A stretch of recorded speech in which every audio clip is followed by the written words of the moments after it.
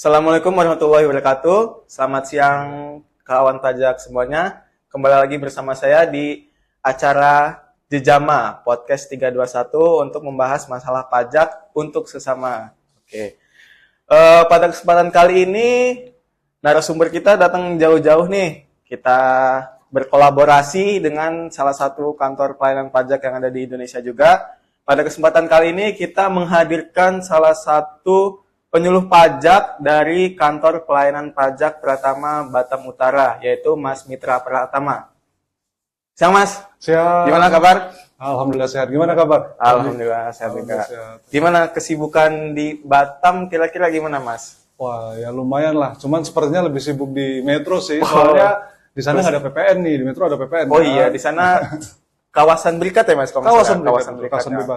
Bebas free trade zone, bukan free trade zone. Boleh dijelasin dikit Mas? Boleh tuh Mas.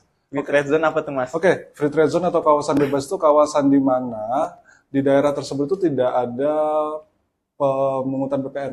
Artinya seperti ini, jadi free gitu ya? Free, tapi dengan menggunakan fasilitas-fasilitas tertentu. Jadi untuk mendapatkan free PPN itu, kalau di wilayah Batam, itu harus menggunakan namanya PPBJ. PPBJ itu apa Mas? PPBJ itu seperti syarat untuk identitas fakturnya. Faktur menggunakan dasar PPBJ tersebut sehingga bisa menerbitkan faktur 07. Faktur 07 faktur tidak dipungut PPN-nya. Gitu. Berarti ya emang Batam tuh salah satu wilayah diperlakukan khusus berarti ya Mas ya? Ya ada kawasan berikat kita ya. Oke. Nah itulah makanya sebenarnya kalau dibilang kegiatan lebih ramai di sini pasti. Lebih ramai di sini ya. PPN pasti banyak, apalagi faktur kan. Aduh. Di sini juga ramai banget faktur. Sama oke. Gini Mas, bahasan kita kali ini tentang sertifikat elektronik ya Mas ya. Dan juga ya mungkin bisa lah kita bahas-bahas sedikit tentang pengusaha kena pajak nih. Boleh. Jadi kalau nggak salah banyak banget nih kawan pajak yang masih bingung tentang PKP, tentang sertifikat elektronik itu apa. Nah, bolehlah kali ini kan kita kolaborasi nih jauh-jauh sama Mas Mitra dari Batam ya, Batam Utara. Naik pesawat bisa itu ya Mas ya? Oh bisa, naik kapal pun bisa dari Jambi tapi. Kuala Tungkal. Naik pesawat bisa ya, oke. Nah, kita kali ini akan bahas dan ngobrol-ngobrol tentang sertifikat elektronik dan pengusaha kena pajak. Nah, awal-awalnya boleh ditanya dulu nih Mas, sertifikat elektronik itu apa Mas? Kalau secara konsep, sertifikat elektronik itu seperti tanda tangan digital. Jadi biasanya kan kita sebelumnya kan seperti faktur, bukti potong dan lain sebagainya itu kan kita menggunakan tanda tangan basah tuh. Betul. Secara garis besar, sertifikat elektronik ini dia adalah tanda tangan digital. Jadi kita bahas dulu terkait peraturannya dulu. Oke, boleh. Saya panggil Bang, Pak, Mas. Mas aja deh kayaknya. Mas, oke Mas Ferdi, jadi masih muda. Sama sih mudanya kan. Oke, Mas Ferdi, jadi kita bahas dulu terkait. Jadi sertifikat elektronik ini disebutkan di peraturan Direktorat Jenderal Pajak nomor 04 tahun 2020 tuh tentang petunjuk teknis pelaksanaan administrasi nomor pokok wajib pajak, sertifikat elektronik dan pengukuhan pengusaha kena pajak. Jadi ini salah satu tema menarik juga nih karena terkadang kan masih ada, mungkin WP-WP yang ke helpdesk yang menunggu Mas Ferdi dan rekan-rekan Mas Ferdi penyuluh yang ada di Metro ini bertanya nih, saya mau buat bukti potong nih. Sekarang bukti potongnya diminta secara elektronik, ini gimana caranya? Apa yang harus saya siapkan dan lain sebagainya. Sebenarnya dasar dari itu semua adalah si sertifikat elektronik ini. Karena tanpa sertifikat elektronik ini untuk membuat bukti potong secara elektronik, apalagi PKP untuk minta nomor faktur. PKP kan pasti harus ada sertifikatnya ya. Betul itu dia. Itu dia. Jadi sertifikat elektronik kalau secara aturan nih kita bahas, artinya adalah sertifikat yang bersifat elektronik di mana sertifikat itu memuat tanda tangan elektronik dan identitas yang menunjukkan status subjek hukum para pihak dalam transaksi elektronik yang dikeluarkan oleh penyelenggara sertifikat elektronik sendiri itu. Oke. Kalau kita bahas administrasi Mas, kalau di KPP Batam Utara ya. Di sana gimana Mas? Wajib pajaknya itu sebagian besar sudah mengerti atau masih ada juga yang kurang paham lah masalah ini gitu Mas. Kalau saya yakin teman-teman yang di Metro ini masih banyak yang belum tahu sih Mas. Kalau dilihat dari animo yang sering datang ke kantor ya. Sebenarnya sih rata-rata wajib pajak kita sih sama sih sebenarnya. Oh sama ya. terkadang kan wajib pajak saat diminta, baru dia mengajukan permohonan terkait sertifikat elektronik. Karena sekarang rata-rata apalagi rekanan kita kan bukti potong itu perlu tuh. Ya, pasti. Untuk pelaporan SPT tahunan kan. Kalau enggak kan nggak bisa diakui tuh. Betul, nggak bisa jadi biaya. Kan sayang tuh, udah dipotong nggak bisa dibiayakan. Kan sayang sekali. Makanya mungkin saat itulah wajib pajak mungkin setelah ditegur oleh AR, setelah ditegur mendapat surat himbauan, baru mereka sadar ternyata butuh tuh untuk bukti potong. Nah, mereka kan pasti akan meminta ke rekanannya tuh buat bukti potong. Dan mau nggak mau kan harus membuat bukti potong mengikuti aturan yang sekarang, yaitu ibu pot unifikasi. Nah, itu kan membutuhkan elektronik juga. Kalau nanti kita nyenggol-nyenggol PKP sedikit, mungkin saya nggak akan banyak belajar sama Mas Ferdi. Karena di sana kan prosesnya lebih kompleks kayaknya Mas. Ya, cuman kan jarang sekali kan. Nah, jadi itu intinya itu sih.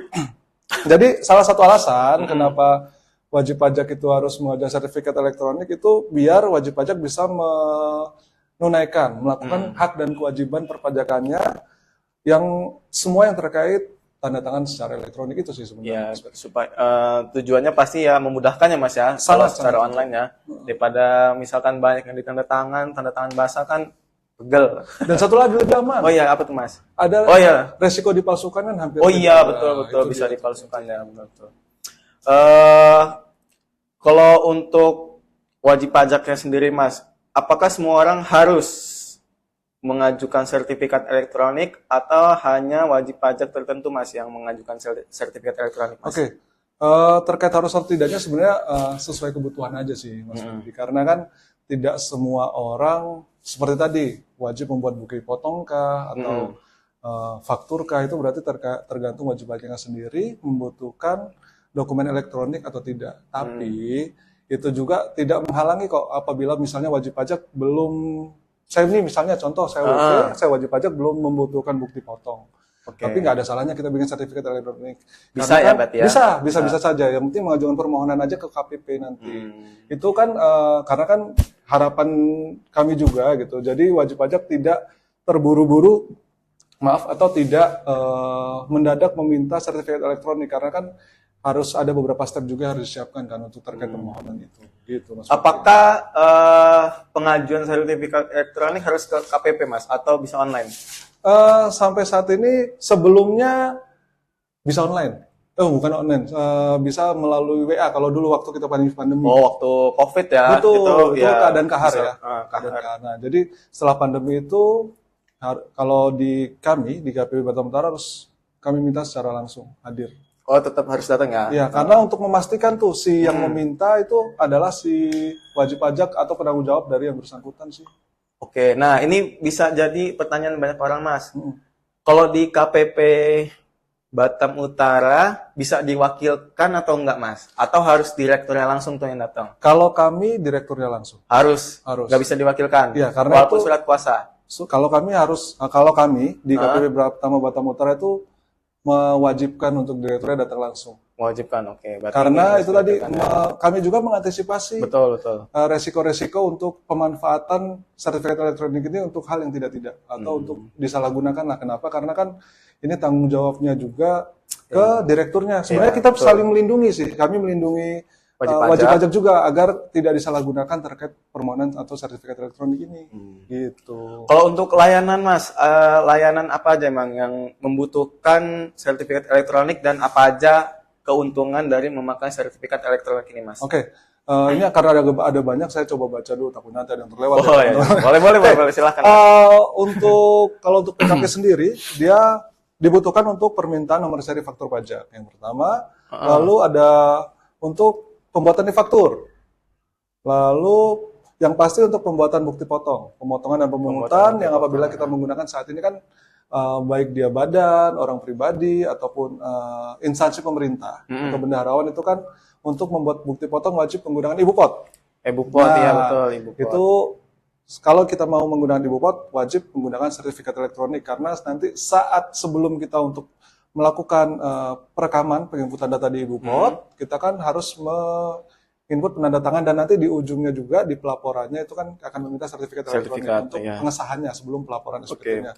Lalu pengajuan surat keberatan secara elektronik, pengajuan pengungkapan ketidakbenaran pengisian SPT oleh wajib pajak secara elektronik, pengajuan pengungkapan ketidakbenaran perbuatan wajib pajak secara elektronik, dan layanan perpajakan elektronik lainnya yang ditentukan dan disediakan oleh Direktorat Jenderal Pajak. Sementara itu sih. Sementara itu ya, oke. Berarti ya banyak juga ya Mas ya? Betul. Fasilitasnya. Jadi nggak semua wajib pajak harus punya sertifikat elektronik. Betul. Contohnya mungkin ini ya Mas ya, untuk orang pribadi karyawan kayaknya mah nggak perlu lah ya. Ya kecuali dia punya usaha. Berarti nggak karyawan dong. Oh iya juga, ya, betul jauh. Udah usahawan dong itu, nggak karyawan. Biasanya kan ada juga yang pegawai negeri yang dia punya usaha juga kan. Tapi memang formnya kan kita bisa bedakan. Iya. Gitu. Kalau untuk syarat-syaratnya Mas, bisa disebutkan nggak Mas? Apa aja tuh? Biar nanti kawan pajak yang nonton podcast kita bisa menyiapkan dari rumah tuh. Jadi nggak perlu datang ke kantor terus nanya syaratnya malah balik lagi kan, ya, betul, malah repot. Mending tahu dari sekarang. Betul. Untuk syarat-syaratnya sendiri, yang pertama tentu saja karena ini sifatnya permohonan, tentu saja mengisi permohonan, di mana atas permohonan tersebut ditandatangani oleh direktur dan stempel perusahaan nih untuk wajib pajak badan. Kalau untuk wajib pajak orang pribadinya, tentu saja hanya tanda tangan.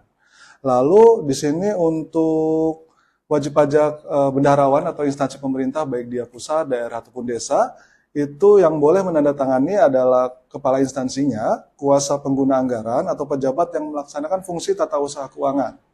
Lalu ada juga fotokopi KTP untuk warga negara Indonesia, fotokopi UNA, untuk warga negara asing, dan NPWP direktur atau NPWP baik kepala instansi, KPA, kuasa pengguna anggaran, atau pejabat yang membawahi fungsi tata usaha di bidang keuangan tadi seperti yang di atas. Lalu ada fotokopi NPWP orang pribadi, perusahaan ataupun instansi pemerintah yang dimaksud, serta untuk fotokopi akta pendirian kalau yang instansi pemerintah bisa penunjukan, dan akta perubahan jika ada perubahan. Sementara itu sih. Itu aja Mas ya. Oke. Tapi ini kalau di KPP Pratama Metro sendiri, dia kalau misalnya saya minta surat permohonan bisa by WA layanan nggak sih? Kalau minta surat permohonan mah bisa. Bisa ya. Ya, cuman kalau misalnya yang mengajukan ya tetap nggak bisa. Emang harus ke kantor sih. Ya, minimal kan kawan pajak semua bisa tahu nih. Jadi sebelum ke kantor, kawan pajak bisa chat dulu kan. Chat admin helpdesk baik KPP Pratama Metro atau Batam Utara. Itu nanti bisa minta chat, Pak saya mau minta sertel, kira-kira surat apa? Formulir permohonannya seperti apa dan syaratnya apa aja. Jadi begitu sampai di KPP Metro ataupun KPP Pratama Utara di mana tempat wajib pajak ini terdaftar, atau kawan pajak semua terdaftar, itu sudah siap, tinggal lanjutkan. Oh ya, satu lagi. Oh, apa tuh Mas? Jangan lupa menyiapkan paspres. Oh iya, betul. Password yang dibuat sendiri lah ya, istilahnya. Minimal 8 karakter. Oke. Itu dia, minimal 8 karakter. Boleh angka, boleh huruf, boleh campur ya? Saran dari kita sih biar lebih aman sih kombinasi aja. Kombinasi ya, oke. Dan paspres ini dibuat sendiri oleh wajib pajak, bukan petugas yang memberikan. Iya, buat sendiri, password buat sendiri gitu. Ya. Oh, sama ini Mas, pertanyaan yang mungkin bisa dibilang penting juga ya. Kalau misal dia punya usahanya di Metro, tapi dia lagi nggak di Metro nih. Misalkan direkturnya lagi di Batam, misalkan, atau di luar kota selain Metro lah ya. Bisa nggak dia ngajuin di luar Metro? Kalau untuk sertifikat elektronik secara aturan itu nggak bisa di KPP mana, hanya khusus di KPP terdaftar. Berarti harus di KPP terdaftar ya? Itu yang agak mungkin sedikit kekurangannya, dan mungkin nanti dengan perkembangan waktu siapa tahu akan bisa diajukan di tempat di mana dia berusaha atau tidak harus KPP terdaftar. Tapi untuk sampai saat ini hanya boleh diajukan di KPP terdaftar baik dari badan instansi pemerintah ataupun orang pribadinya. Iya. Gitu. Setuju sih. Ya semoga nanti dengan adanya inovasi baru dari kita ya Mas ya, CITAS ya, dari CITAS Cortex dari Direktorat Jenderal Pajak yang insya Allah bakal mulai tahun depan ya, tahun 2024 awal tahun 2025 awal tahun 2025 insya Allah bisa beroperasi, dan ya segala administrasi tuh kalau bisa mah ya di mana aja ya Mas ya, nggak perlu harus ke KPP terdaftar, misalkan harus pulang kampung dulu atau kemana. Kalau bisa online malah lebih enak lah ya. Ya, kita juga mendukung. Betul, dan karena kan intinya kita sebagai petugas pasti ingin memudahkan wajib pajak, Wajib betul, ya, pajak, Mas? betul. Tapi tentu saja kemudahan itu harus tetap sesuai dengan aturan. Sesuai aturan. Gitu ya Mas Ferdi. Makanya harapan kita, apalagi kita penyuluh ya, Iya. yang berhubungan langsung dengan wajib pajak. Iya. Kita Tempat juga curhatnya Wah, wajib betul. pajak. Curhat wajib. Istilahnya. Kami pun sebenarnya ingin memberikan kemudahan, tapi kemudahan itu tetap dalam koridor aturan. Betul. Seperti itu. Ya nggak semena-mena lah ya. Betul. Pertanyaan terakhir nih Mas, kalau untuk sertifikat elektronik nih, ada masa berlaku nggak atau seumur hidup kayak KTP? Untuk sertifikat elektronik ini masa berlakunya adalah 2 tahun. Oh, 2 sejak tahun. Kita mendapatkan sertifikat itu. Tapi untuk bisa diperpanjang juga. Sebenarnya gini, sebelum 2 tahun jika ingin memperpanjang bisa. Karena kan bisa juga apabila ada potensi-potensi seperti ini, misalnya sertifikat elektronik yang diminta disalahgunakan. Nah, itulah kenapa tadi saya bilang di awal, kita sampaikan di awal itu kepada kawan pajak, kenapa harus direkturnya. Jadi kita tahu nih penanggung jawabnya siapa, dan direkturnya jika terjadi sesuatu menyadari kalau, loh saya sudah minta sendiri kok. Jadi kita juga melindungi wajib pajak, itulah kenapa harus datang langsung. Karena rawan penyalahgunaan juga. Iya. Lalu Setuju. apabila paspresnya tuh misalnya diketahui orang lain yang tidak kita inginkan, itu bisa kita ajukan kembali mengganti paspres, diganti meminta ya. sertifikat elektroniknya. Jadi nggak harus 2 tahun, misalnya 6 bulan kita baru punya, tiba-tiba aduh bahaya nih, ada orang selain karyawan saya atau karyawan lama saya yang keluar atau diberhentikan itu mengetahui, nah itu bisa kita ubah. Karena kan akan berbahaya nih. Nah itu lalu ya pokoknya intinya sebelum lewat bisa, tapi saran saya dan Mas Ferdi, kalau sertifikat elektronik kalau bisa sebelum lewat 2 tahun lah, karena kan tiba-tiba mendadak akan menyulitkan juga. Apalagi posisi apabila misalnya kepala instansinya lah, kuasa penggunaan atau direkturnya ganti, lalu tiba-tiba ada dinas saat penting, nah itu kan akan lebih repot. Betul. Cuman mungkin satu lagi sih, harus ingat nih, terdaftarnya kapan, jadi bisa mengira-ngira 2 tahunnya. Oh iya benar ya, yang dicatat perlu. lah ya. Betul. Misalkan pertama kali ngajuin tanggal sekian, nah itu harus diingat-ingat tuh 2 tahun laginya. Iya. Kira-kira ya Kapan tanggal lah, sekian itu ya. tepatnya kapan, dan kalau memang mepet kan, wah ini kepala instansi kita atau direktur kita ada di momenin, yuk kesana dulu, bikin dulu sebelum nanti kan panjang, pasti kan ada jadwal sudah ada kan pasti untuk bos-bos, untuk kepala-kepala kita atau direktur-direktur wajib pajak gitu. Jadi ya emang sertifikat elektronik ini salah satu inovasi yang cukup penting ya Mas ya. Betul. Untuk tanda tangan digital lah sebagai tanda tangan sebagai ganti tanda tangan basah lah ya. Betul. Kalau digital jadi nggak perlu kita tanda tangan ngeprint kertas terus kita tanda tangan. Nah ini segala elektroniknya bisa langsung ditanda tangan secara digital. Lebih aman. Lebih aman juga. Itu yang pasti. Nggak apa namanya ya, nggak bakal disalahgunakan sih Beresiko harusnya. rendah, dan pasti perusahaan atau orang tertentu atau instansi pemerintah kan pasti tahu nih siapa saja yang memegang atau bertanggung jawab atas sertifikat elektroniknya mereka. Gitu. Jadi jika ada penyalahgunaan kan kita bisa lebih cepat tahu. Kecuali tanda tangan basah kan akan lebih berbahaya tuh, karena bisa ditiru dan lain sebagainya. Oke, ya. Kurang lebih itu ya Mas ya mengenai informasi terkait sertifikat elektronik. Jadi buat kawan pajak, kalau misalkan nanti ada pertanyaan ataupun konsultasi, bisa, kalau sebenarnya kalau mau konsultasi bisa di KPP mana aja ya Mas Betul, ya, di mana kawan aja. pajak berada. Cuman kalau misalkan kawan pajak ada di Metro, silakan nanti datang ke kantor pajak Metro, atau nanti misalkan nanti ada di Batam, bisa datang ke Batam ya Mas ya. Betul. Atau misalkan dari Metro mau ke Batam, main deh. Boleh. Singapura kan, kalian. Boleh. KPP pertama Singapura. Mau tuh saya di sana tuh. Oke. Oke. Ada yang mau disampaikan Mas lagi boleh, buat kawan pajak Mas? Ini kan karena kami mampir ke Metro nih, mudah-mudahan follower KPP Pratama Metro juga bisa nih. Oh iya. Follow KPP Boleh Pratama nih Utara buat nih. kawan pajak. Follow IG kita jangan lupa ya di @pajakmetro ya, sama boleh di follow juga buat teman-teman pajak atau kawan pajak yang mau follow KPP Madya Utara. KPP Pratama Batam Utara. Oh Batam Utara, sorry. Oh Madya terus ya. Harapannya Madya.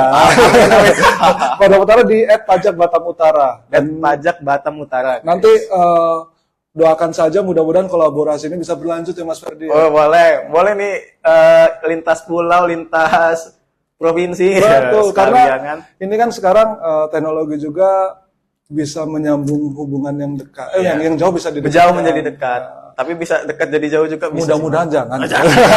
Dan mungkin siapa tahu kita bisa live IG juga nanti Oh iya, teman-teman kawan bisa. pajak semua. Ya Iya. mudah-mudahan nanti ya kita bisa saling bertukar informasi lah. Gitu. Nah, Ya, terima kasih banyak Mas Mitra Terima kasih, atas Mas Ardi. kehadirannya dan juga kita ucapkan terima kasih banyak kepada kawan pajak yang sudah nonton pada acara kita podcast kali ini. Semoga teman kawan pajak mendapatkan ilmu yang bermanfaat dari podcast ini dan juga jangan lupa untuk selalu tetap jaga kesehatan dan jangan lupa untuk taat pajak tentunya. Oke, Pak. Makasih banyak Mas Mitra, Terima kasih, Mas semoga Ardi, sehat atas selalu dan sama-sama. juga kerjaannya juga lancar. Amin. Terima kasih semuanya. Kita akhiri. Assalamualaikum warahmatullahi wabarakatuh. Waalaikumsalam warahmatullahi wabarakatuh. Terima kasih. Terima kasih.